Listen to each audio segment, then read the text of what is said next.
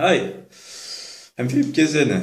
Today's video is about attack, basic attack. So let's start.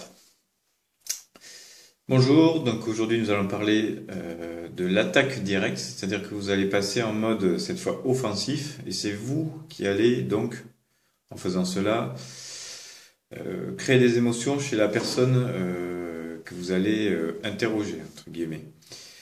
Donc quand vous faites une attaque, on va voir l'attaque, parce qu'il y a plusieurs types d'attaques. En fait, vous avez des attaques directes et des attaques qui sont beaucoup plus dissimulées, en fait.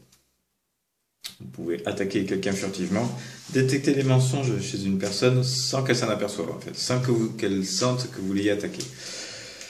Mais pour commencer, on va parler de l'attaque directe et on va diviser cette attaque directe en deux parties. Donc aujourd'hui, ça va être la première partie. L'attaque directe quand vous prévenez la personne que vous allez l'interroger. C'est-à-dire, vous partez le matin au travail et vous dites à votre ami ou femme, hein, peu importe la situation, c'est la même.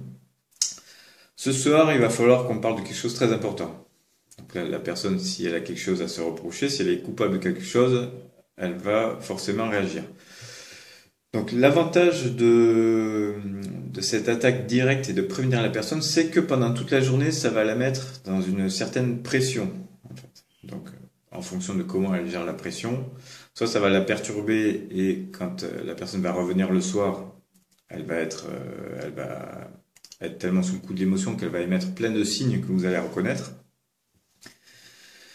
Soit l'inconvénient de cette attaque directe en prévenant la personne, c'est que justement la personne peut se préparer à répondre à vos questions. Et donc s'il s'agit d'une personne qui est habituée à mentir, elle peut se préparer en fait et essayer de vous mentir pour essayer de passer à travers les mailles du filet, pour pas que vous arriviez à détecter ces mensonges en fait. Donc voilà, l'attaque directe en prévenant une personne, en fait, c'est l'avantage, c'est de mettre la personne sous pression et l'inconvénient, c'est que la personne peut se préparer. Alors si c'est une personne que vous connaissez depuis longtemps, vous pouvez choisir entre les deux types d'attaques.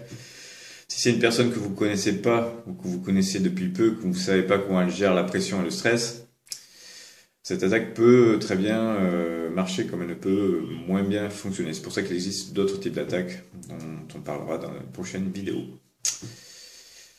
Donc l'attaque directe, c'est, pour résumer, prévenir la personne qu'on va la questionner sur un sujet qui fâche. Donc, si la personne est coupable, elle saura très bien de quoi vous voulez parler. Donc, click on the link below the video,